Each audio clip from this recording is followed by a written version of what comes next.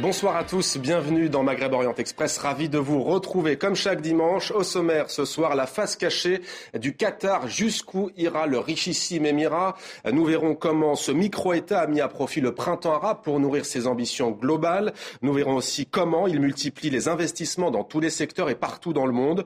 Alors cette business diplomatie commence à exaspérer en Méditerranée mais aussi au-delà. Pourquoi cette puissance a-t-elle des limites? 3 invités ce soir autour de la table pour en parler. Majed Nemeh, merci d'être avec nous.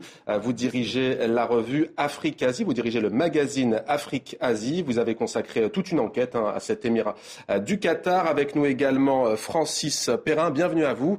Vous êtes directeur de la revue Pétrole et Gaz Arabe. Nous verrons avec vous les enjeux géostratégiques, économiques également. Et Nabil Boutros, vous êtes photographe, artiste, scénographe, peintre. Vous travaillez notamment sur la question de la modernité, de l'identité et de l'apparence. On voit ici à l'image une série de photos. Ce sont des autoportraits, ça s'appelle Tous Égyptiens. Alors l'habit fait-il le moine? Vous nous direz tout à l'heure si oui ou non. S'agissant du Qatar, peut-être d'abord un mot, Nabil Boutros, sur l'actualité. On a voté cette semaine en Égypte. Le scrutin serait bien déroulé. C'est peut-être pas forcément votre avis, mais quand même, pas de résultat officiel. On les connaîtra mardi. Les frères musulmans évoquent un second tour entre un ancien de l'ère Moubarak, une figure de l'ère Moubarak, Ahmad Shafik, et celui qui arrive en première position, candidat de la confrérie Mohamed Morsi. Alors je vous lis juste ce que dit un blogueur égyptien, Adel Abdel Rafal, bien connu des révolutionnaires. Choisir entre ces deux hommes, c'est un peu comme se demander si on va se suicider en se jetant dans le feu ou alors dans la gueule du requin. Alors j'allais vous demander si vous partagez, j'ai compris. Absolument. Pourquoi ? C'est deux fascismes qui se valent. Il y en a un qui veut revenir à un fascisme où se fait lapider, quoi. C'est un choix de se suicider comme ça, ou bien se faire tirer par des balles. Pour des raisons simples, tout ce qu'ont fait les frères musulmans jusque-là dans le Parlement, y compris ce candidat qu'on appelle la roue de secours, parce qu'en fait, au départ, c'était Aboul Foutour, et Shafik, qui a un passé lourd d'erreurs, de compromission, de malversation, d'usurpation de pouvoir. Il était le dernier Premier ministre de Moubarak. Il a participé même à la répression de la Révolution. Ce type-là a disparu pendant 1 an, et hop, il a été disqualifié quand même par la commission électorale, et tout d'un coup la commission est revenue sur ses... Enfin, il y a plein de choses louches. Voilà. Quand vous dites lapidation, quand même, les frères musulmans n'ont jamais dit dans leur projet qu'ils inscriraient dans la loi la lapidation, quand même. C'est juste une précision. Non, c'est une image. Alors précisons quand même que arriverait en 3e position. Là encore, il s'agit du conditionnel, le candidat nassérien Hamdine Sabahi, qui arrivera en 3e position. Donc résultat mardi. Majed Nemeh, le Qatar, on y vient. Justement, tiens, on parle de l'Égypte. Quel a été le rôle du Qatar concernant l'Égypte depuis le début du soulèvement? Écoutez, je pense que c'est presque nul. Bien sûr, il y a eu Al Jazeera, mais c'est pas Al Jazeera qui a fait le printemps égyptien, ni en Égypte, ni ailleurs. On lui donne beaucoup d'importance. Ce n'est pas vrai. Il y avait des conditions objectives, économiques, sociales et politiques qui ont fait qu'en Tunisie, c'est la mondialisation, c'est le chômage, c'est la dérive autiste et clanique du pouvoir, et puis une révolution de palais. Donc, c'est pas le moment d'en revenir, mais ce n'est pas Al Jazeera. Al Jazeera a été surprise même par ces événements. Elle a essayé de les récupérer, mais en mal, puisque finalement, au lieu de les couvrir objectivement, elle est devenue une partie prenante. Elle a plutôt adopté une partie, c'est surtout les partis islamistes, plutôt que les autres. Alors on a l'impression quand même que ce qu'on appelle le printemps arabe, les printemps arabes ont été un tournant dans cette offensive, on va dire, diplomatique du Qatar. Vous êtes très critique dans le magazine Afrique-Asie. Qu'est-ce qui finalement dérange dans cet interventionnisme, on va dire, du Qatar? Écoutez, nous, dans le magazine, il y avait 2 périodes. Avant, on était admiratif devant l'expérience qatari, qui était de la transparence, le fait de créer une chaîne qui donnait la parole à tout le monde. Critiquer les régimes autoritaires. Et puis, elle ne favorisait pas les courants obscurantistes parce qu'elle était tournée plutôt contre l'Arabie saoudite, le wahhabisme.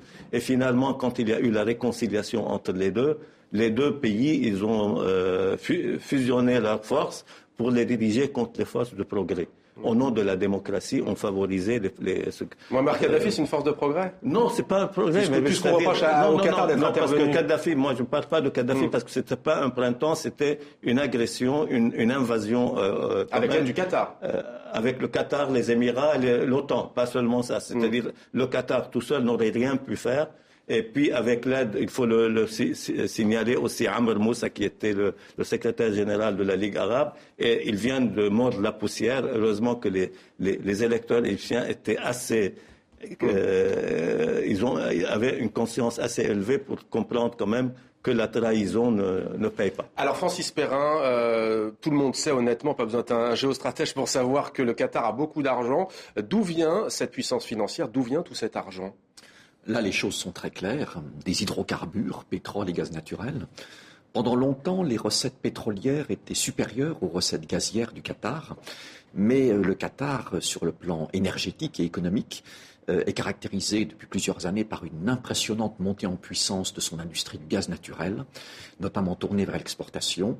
Et tout récemment, la part des recettes gazières est devenue supérieure pour cet émirat à celle des ressources pétrolières. Donc, il faut dire, gaz naturel et pétrole, c'est vraiment la source d'une très grande partie, la partie essentielle des ressources financières dont dispose cet émirat pour ses projets à l'intérieur du pays et aussi ses projets à l'extérieur. Alors justement, à l'extérieur du pays, Francis Perrin, on y vient, il y a les médias. Le groupe Al Jazeera lancera cette semaine en grande pompe l'une de ces deux chaînes sport qui s'appellera beIN Sport One. Il y a aussi la culture, les participations capitales des grandes multinationales et les grands projets immobiliers aux quatre coins de la planète, à commencer par la France. Nos partenaires de France Télévisions ont mené l'enquête. Regardez. Le Qatar en France, c'est le PSG, deux chaînes de sport, des actions dans de grandes entreprises et de grands palaces. Donc, vue imprenable sur la baie de Cannes. À couper le souffle, la vue, mais aussi le prix de la suite. 6 000 € la nuit. Bienvenue dans un des plus grands palaces de Cannes, un joyau de l'hôtellerie française passé il y a un mois sous pavillon qatari, racheté par ce très riche homme d'affaires. Ghanem El Saad Ibn Saad, un quadragénaire proche de l'émir du Qatar. Il ne s'est pas contenté d'acheter un seul palace. Pour 450 millions d'euros, il s'offre 7 hôtels dans toute l'Europe. Le Carlton n'en est qu'un parmi d'autres. Alors Majed Nemeh, vous avez consacré toute une enquête aux relations entre la France et le Qatar, la France sous la majorité de Nicolas Sarkozy. Alors finalement, qu'est-ce qui vous choque? Vous parlez de liaisons dangereuses. Non, moi, c'est-à-dire ces investissements, c'est pas nouveau. Tous les pays du Golfe, à l'époque, quand ils avaient ce qu'on appelait des surplus financiers, avaient investi. Alors, je me rappelle, après 1973, il y avait un journal d'extrême droite qui avait fait sa couverture sur la dictature du pétrolariat. Donc, vous voyez, c'est pas nouveau, c'est pas original. Même l'Irak de Saddam Hussein avait investi à Lagardère, Hachette, il avait 8% du capital de Hachette à l'époque. Vous voyez, donc c'est pas ça. Moi, ce qui me gêne, c'est la tentative du Qatar de s'immiscer dans l'immigration française, c'est-à-dire de tenter de créer un groupe d'influence en France. On a vu les résultats, c'est-à-dire avec une idéologie obscurantiste, wahhabiste, etc. C'est pas bon pour la France et c'est dangereux même. Et puis d'investir financièrement dans les banlieues. Je trouve que ce n'est pas digne d'un pays comme la France que de laisser une puissance étrangère investir dans des secteurs aussi sensibles que les banlieues. Alors, c'est pas en tout cas l'avis du Qatar, bien entendu, cette intervention. Vous faites allusion aux banlieues françaises, donc il n'y a pas que l'immobilier, regardez. Ces jeunes gens sont tous des élus de banlieue et leur constat est simple. Peu de banques acceptent de financer les entrepreneurs des quartiers. En novembre dernier, ils font le voyage au Qatar. À Doha, l'émir en personne les reçoit. Il nous a invités à déjeuner. C'est là où on a pu décliner un peu nos différents objectifs, parler du fonds d'investissement, le pourquoi de notre venue, etc. L'émir promet de débloquer 50 millions d'euros pour les entrepreneurs de banlieue. Un succès rapidement rattrapé par une polémique. Certains politiques leur reprochent d'être allés demander de l'aide à l'étranger. Quand vous voyez tous les jours des porteurs de projets, des créateurs d'entreprises venir vous voir et vous dire je sors de la banque ne veut pas me faire de crédit, vous vous dites qu'il faut faire quelque chose. Simple philanthropie ou placement à visée politique. Ce qui est sûr, c'est que les investissements qataris sont chaudement encouragés par les plus hautes autorités françaises. Alors Nabil Boutros, vous avez un pied en France, un pied en Égypte. Comment l'artiste que vous êtes accueille justement ces projets auprès des jeunes? Alors vous disiez immigration mais précisons que ces jeunes-là sont quand même français, hein, et donc ils sont parfois, ils n'ont pas d'écoute vis-à-vis des autorités, des institutions, voire des banques, on vient de l'entendre. Est-ce que finalement, c'est pas de bonne guerre, j'ai envie de dire?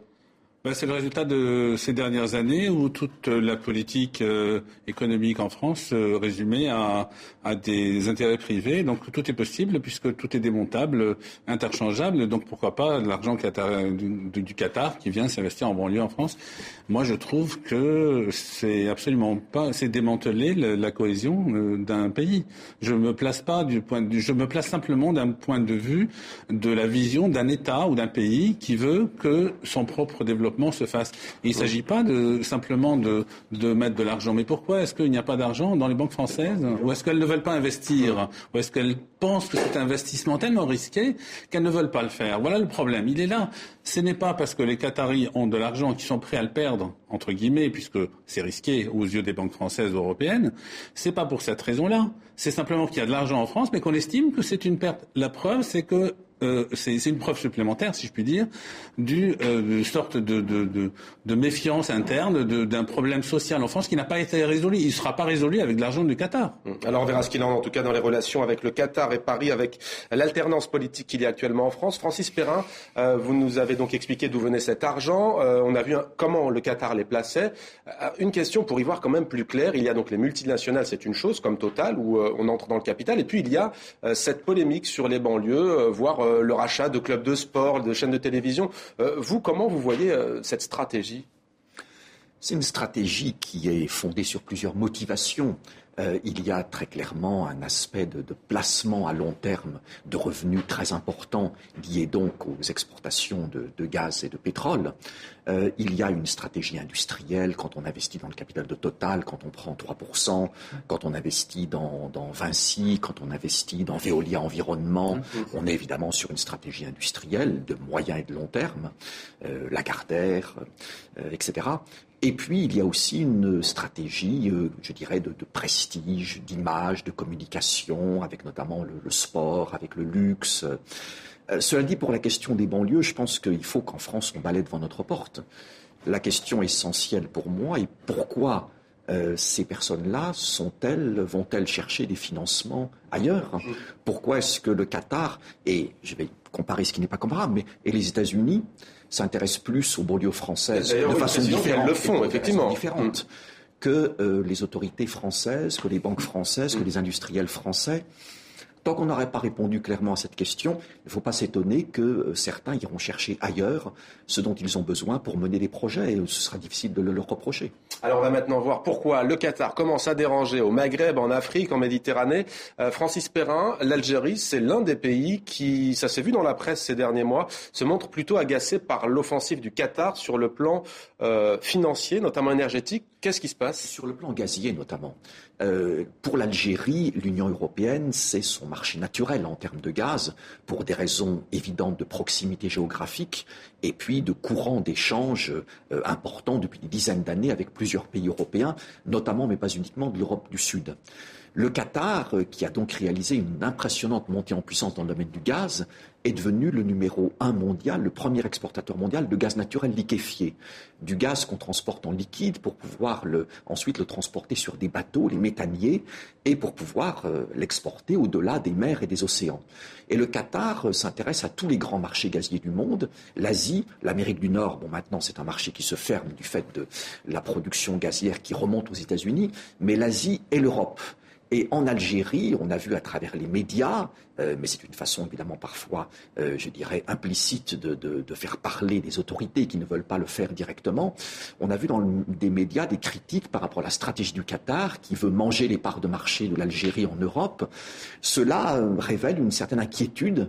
L'Algérie fait déjà face à une forte concurrence, notamment de la Russie, qui est le premier exportateur de gaz vers le marché européen. Mais le Qatar pourrait tailler des croupières à l'Algérie avec des infrastructures absolument considérables d'exportation de gaz et ce pays a la possibilité d'exporter du gaz vers le monde entier, ce qui est le premier exportateur gazier à pouvoir véritablement viser tous les grands marchés gaziers, y compris l'Europe. Alors sur l'Algérie, ce qui dérange aussi Majed Nahmé, il y a cette anecdote que vous racontez dans Africasie. On est au début de la crise syrienne, lors des négociations, et en fait l'Algérie ne veut pas d'entrée exclure la Syrie de la Ligue arabe. Et voici selon un journal saoudien Al-Watan ce que dirait l'émir du Qatar, en tout cas le chef de la diplomatie: ne défendez pas trop la Syrie, car tôt ou tard votre tour viendra et vous aurez besoin de nous. Oui, il n'a pas dit que vous aurez besoin de nous. Il a dit votre tour arrivera, mais ça a été démenti par la suite parce que l'Algérie a voulu quand même favoriser le dialogue, alors que le Qatar a suivi la politique qui avait fait ses méfaits en Libye, voulait rééditer la même chose en Syrie, et ça n'a pas marché. Et finalement, c'est l'Algérie qui, à travers la Ligue arabe, tout en critiquant la politique syrienne, mais quand même à favoriser le dialogue. Et maintenant, le plan Annan qui bat de l'aile actuellement, mais quand même, c'était en partie grâce à la position algérienne et en avec l'Irak, avec certains pays qui ne voulaient pas que la Ligue arabe deviennent une annexe des monarchies du Golfe grâce à leur argent. Vous expliquez en fait que le Qatar mène une double politique avec deux visages. D'un côté, on intervient en Libye, de l'autre, on accueille Moussa Koussa, qui est l'ancien chef de la diplomatie, ancien homme fort de Mouammar Kadhafi. Oui, si vous voulez, la politique algérienne, c'est que quand même, les conséquences de la crise libyenne, on la voit aujourd'hui à leur frontière, au Mali, dans le Sahel. C'est parce que eux, ils connaissent bien la région mieux que les Qataris. Ils ne veulent pas que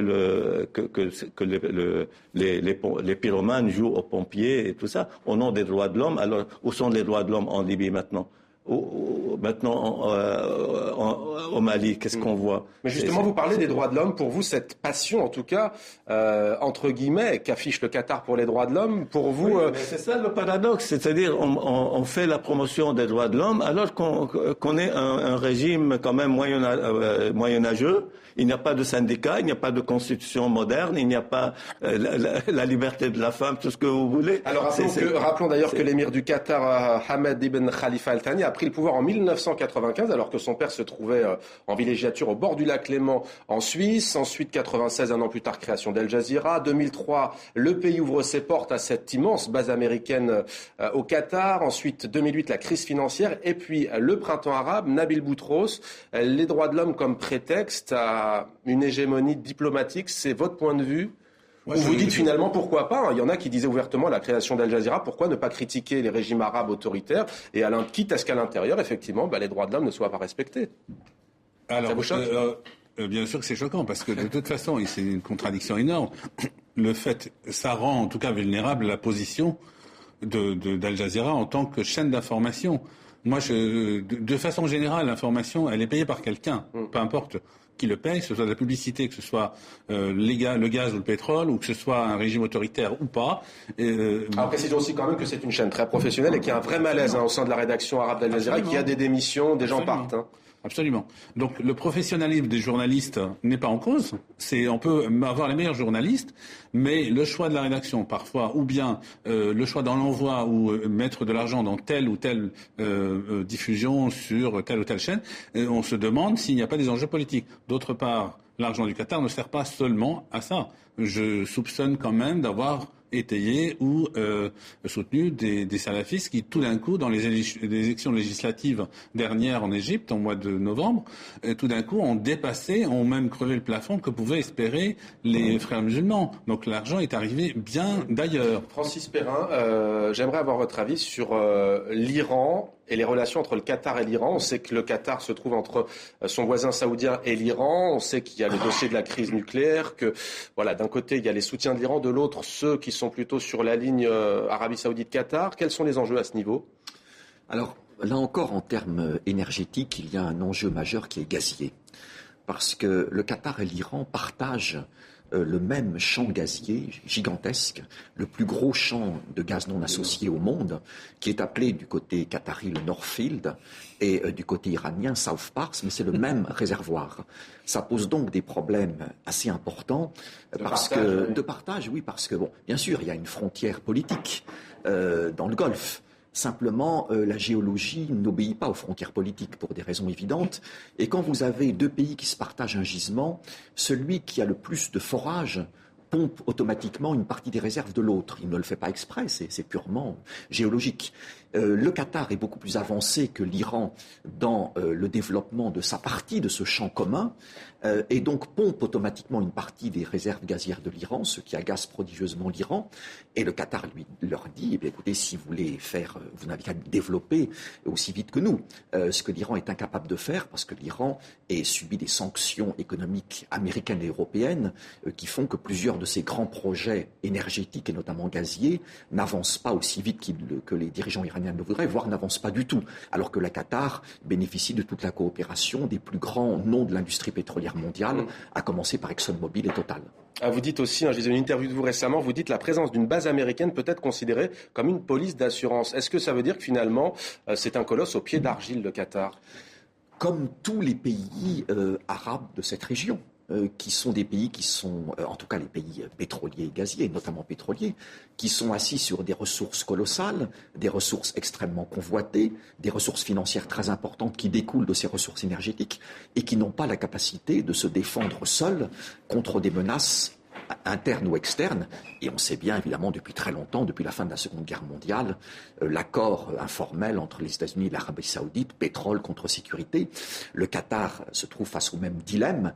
Et il a accueilli avec, évidemment, grand plaisir l'installation de cette base américaine, en sachant que les tensions gazières avec l'Iran ont conduit certains médias iraniens à être parfois menaçants, médias contrôlés par le pouvoir. Le Qatar peut se permettre, évidemment, de dire « moi, je continue mes projets gaziers, et tant pis pour vous si vous êtes en retard », en sachant qu'il a effectivement cette police d'assurance. Majed Nemeh, le problème, c'est-à-dire la fragilité du Qatar vient justement de cette base américaine. C'est vrai que c'est une police d'assurance, mais en même temps, c'est un risque majeur.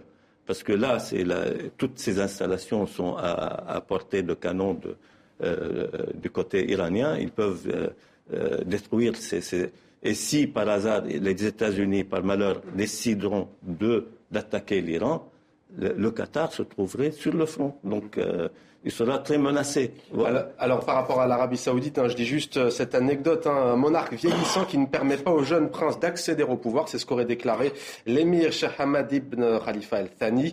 Voilà donc les tensions entre les deux pays. On va peut-être venir à l'image affichée par le Qatar en dehors de ses frontières, une image, Nabil Boutros, je me tourne vers vous, qui est plutôt de modernité, image libérale, et on l'a dit, qui contraste avec le conservatisme religieux à l'intérieur du pays. Ça m'a fait penser un peu à vos photos. On va peut-être regarder quelques-unes de vos photos où on vous voit donc en situation, alors on vous voit là plutôt streetwear, on va dire, avec la casquette. On va vous voir ensuite en religieux, musulman ou copte.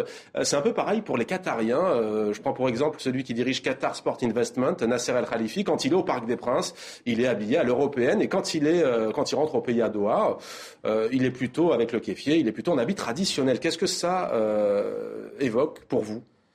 Tout simplement, quand j'ai commencé cette série, je voulais simplement dire que l'habit fait le moine, vraiment. C'est-à-dire que changer quelqu'un, habille-le autrement, il prend le code, la lecture, enfin, en tout cas, il déclame qu'il est comme ci, comme ça. Voilà. Donc, il affiche un message avec des codes. Oui. Voilà, un code, je suis un tel. Mais quand l'émir, avec son épouse, la Cheikha Moza, qui est souvent elle aussi signe de modernité, c'est ce qu'on disait à l'époque pour l'épouse de Bachar el-Assad, en tout cas quand elles viennent en Occident, quand elle porte la Coupe du Monde, puisque vous le savez, le Qatar a été désigné pour organiser la Coupe du Monde de football en 2022, on le voit moustachu avec sa coupe, mais il n'a pas justement l'habit traditionnel. Et, mettons, s'il venait avec, est-ce que ça changerait ?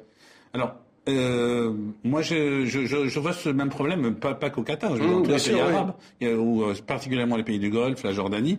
Il y a une revendication nationaliste avec cet habit, et d'un autre côté, la modernité, pour laquelle aussi j'avais fait l'autre série d'images, la tentation ou le souci d'apparaître moderne, en tout cas vis-à-vis des Occidentaux, pour être buvable, négociable, avec lesquels on peut marchander, il faut absolument donner l'apparence, tout en revendiquant. Le mot de la fin sera pour vous justement, à force de se poser comme le champ de la démocratie, eh bien la petite histoire, c'est que l'émir a dû annoncer l'organisation d'élections législatives qui devraient avoir lieu en 2013. Est-ce qu'il y a une opposition au Qatar ? À l'intérieur. Écoutez, moi j'avais posé la question au Premier ministre. Alors, à l'époque, il était simplement ministre des Affaires étrangères. Pourquoi il n'y a pas de parti ? Il m'a dit non, on n'a pas besoin de parti, on a des tribus. il se trouve que quand même toute une tribu a été expulsée et privée de sa nationalité, expulsée en Arabie Saoudite. Alors il y a quand même des critiques, mais qui sont plus de la part des ultra-conservateurs qui dénoncent cette modernité de façade. N'empêche que c'est le seul pays avec l'Arabie Saoudite qui est d'obédience wahhabite. Donc c'est l'islam le plus rigoriste. Alors je termine juste en vous disant que le salaire moyen des Qatariens, ils sont les plus riches au monde, 8 500 € par mois. Les ouvriers qui travaillent sur place asiatiques en majorité sont payés 500 € par mois. Alors c'est plus que dans leur pays, mais précisons, puisqu'on parlait des droits humains, eh bien qu'ils n'ont pas le droit d'aller dans les centres commerciaux, qu'ils n'ont pas le droit de se rendre aux eaux. Et donc voilà, visiblement on a le souci de l'ordre au Qatar. Voilà donc ce petit mot. Ne pas oublier le système du responsable de celui qui les fait. Merci à tous les trois. Cette émission est terminée. On se retrouve dimanche prochain pour un nouveau numéro de Maghreb Orient Express. Merci à vous.